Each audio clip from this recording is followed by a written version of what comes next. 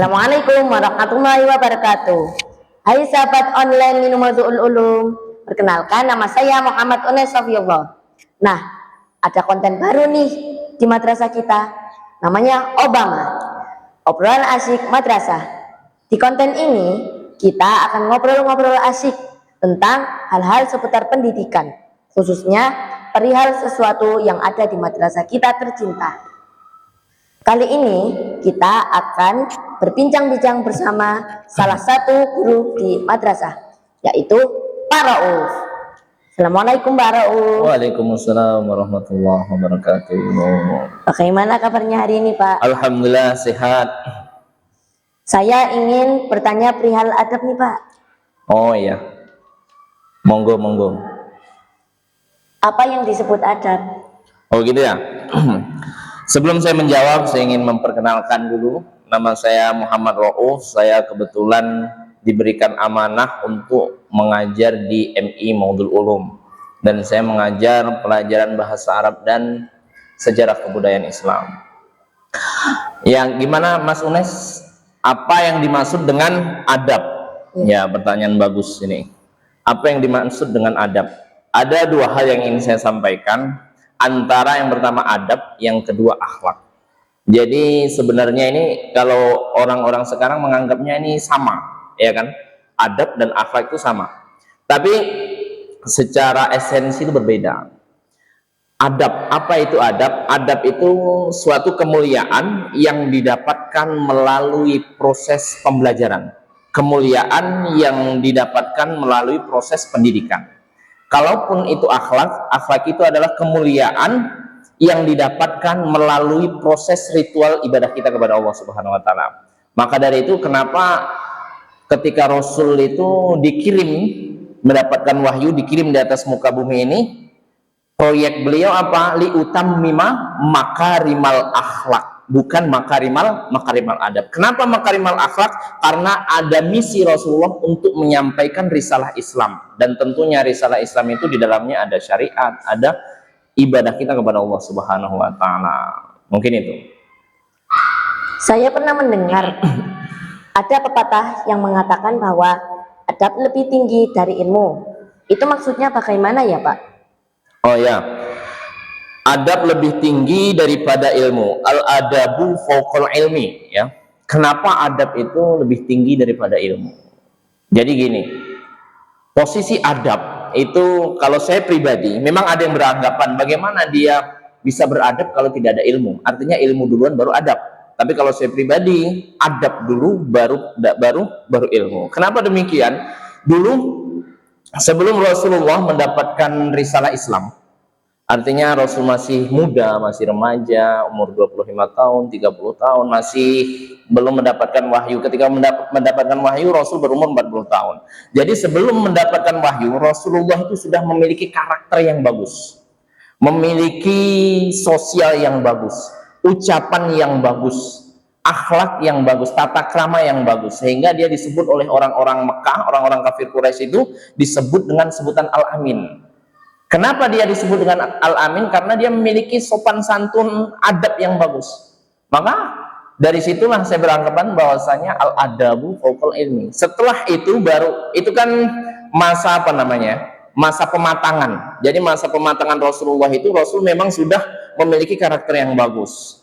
Nah, setelah itu tiba umur 40 tahun.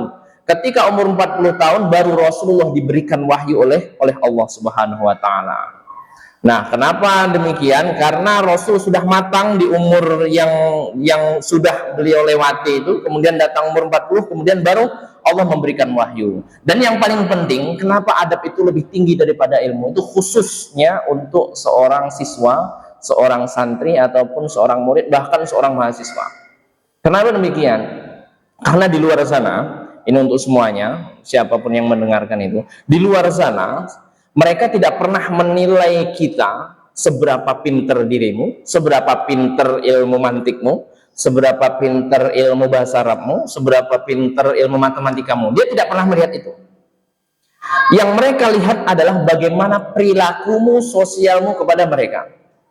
Kalaupun kamu seorang yang cerdas di pondok, di sekolah, kamu pinter matematika, bahasa Arab, bahasa Inggris pinter, tapi ketika kamu ketemu sama orang tua di sana, di masyarakat, kemudian kamu berkata kotor, maka yang dinilai itulah yang dinilai. Maka adab itu lebih penting daripada ilmu itu. Kenapa? Karena di luar sana mereka tidak pernah melihat seberapa cerdas dirimu, mereka tidak pernah melihat seberapa mahir dirimu, mereka tidak pernah melihat seberapa tinggi IQ-mu, tapi yang dilihat bagaimana tata kramamu berbicara, bagaimana sopan santunmu kepada orang-orang tua yang di sana. Dan yang lebih penting lagi, kenapa adab itu lebih tinggi daripada ilmu? Nah, ketika kita sudah menuntut ilmu, misalnya kita sudah sekolah di madrasah, kemudian lanjut di MTS, lanjut lagi di SMA, nah kemudian lanjut lagi di universitas, lanjut lagi S2,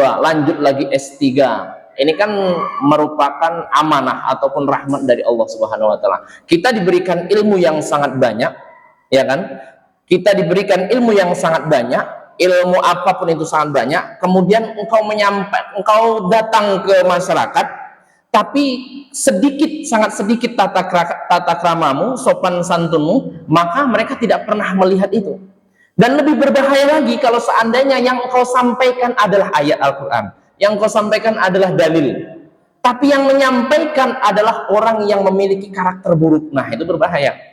Misalnya kalamnya kotor, dia suka ngomong kotor, ngomong jorok, kemudian dia menyampaikan ayat, menyampaikan dalil, maka orang tidak akan pernah mendengarkan itu. Sama halnya kita berjualan. Misalnya saya berjualan jahe, kemudian saya memasarkan jahe. Ya teman-teman, silahkan beli jahe ini. Jahe ini bisa memberikan kesehatan pada diri kita, bisa memberikan imun yang kuat pada diri kita, menghilangkan batuk. Orang mendengarkan nggak? Mungkin hanya mendengarkan, tapi hanya sekilas saja. Beda halnya yang menyampaikan itu adalah dokter yang lebih paham betul tentang bagaimana manfaat jahe. Maka orang lebih melihat yang menyampaikan dokter. Kenapa? Karena mereka sudah spesialisnya, mereka sudah pantas menyampaikan itu. Sama halnya misalnya Raffi Ahmad menyampaikan promosi tentang jahe. Jahe ini adalah obat yang sangat luar biasa. Sama misalnya Dokter Tirta menyampaikan jahe ini adalah obat yang sangat luar biasa. Maka orang-orang lebih mendengar Dokter Tirta yang menyampaikan. Kenapa? Karena memang sudah sepantasnya. Maka sama halnya dengan ilmu. Kalau seandainya kita menyampaikan ilmu, ternyata akhlak kita buruk, maka orang-orang tidak akan pernah sampai dalam hati. Mereka menganggap, hanya segitu saja lah. Toh dia juga suka bermaksiat, toh dia juga kalamnya buruk, ucapannya buruk, sama orang tua juga nggak sopan. Maka hal itu yang akan mencederai syariat kita, yang akan mencederai agama kita. Mungkin itu kenapa adab itu lebih tinggi dan lebih berbahaya lagi. Saya berikan contoh ini, hadis Rasulullah. Kata Rasulullah, man isdada, sama halnya man isdada ilman walam yasdad budan walam yasdad minallahi illa budan. Orang yang bertambah ilmunya, ya kan? Orang yang bertambah ilmunya tapi tidak bertambah imannya, ya. Orang bertambah ilmunya tapi tidak bertambah imannya, maka tidak akan menambah apa-apa kecuali malah jauh dari Allah. Itulah yang sangat merusak.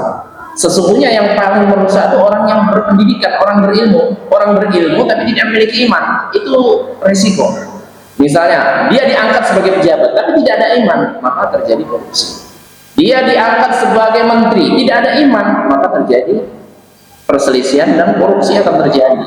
Maka itulah pentingnya kita itu mendahulukan adab daripada ilmu. Sama-sama hal penting, cuma adab itu harus diutamakan. Kita mengambil pelajaran, ada pelajaran yang sangat memberikan makna untuk kehidupan kita, yaitu kisah daripada makhluk Allah yang disebut dengan iblis. Nah, iblis itu sebelum dia dikirim di dunia, itu di surga dia dinamai dengan Azazil. Siapa itu Azazil? Azazil itu adalah makhluk Allah yang sangat istimewa ibadahnya. Bahkan malaikat pun memuliakannya.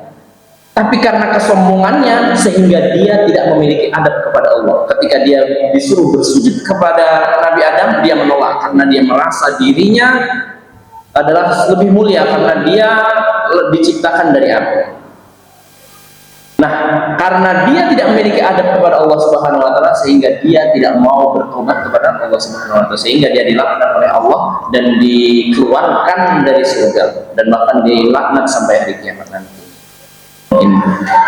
Lalu siswa yang beradab itu seperti apa, Pak? Nah, siswa yang beradab itu seperti apa? Yang pertama, khususnya untuk diri kita.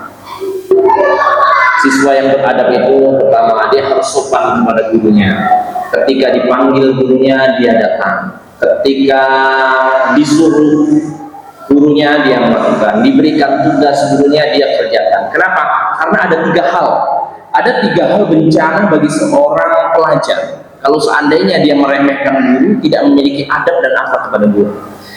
Apa kata Rasulullah? Ibtalahullahu ta'ala bisalasati asya. Maka Allah akan memberikan 3 bala, 3 bencana bagi mereka yang tidak memiliki adab ataupun perilaku yang baik atau bahkan meremehkan guru.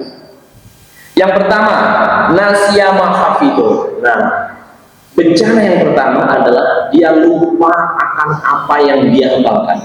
Dia belajar tahunan sampai 1 tahun, 2 tahun, 3 tahun, 4 tahun, ternyata satu kesalahan dia tidak adab meremehkan guru, maka ternyata apa? Nasya mahafidun.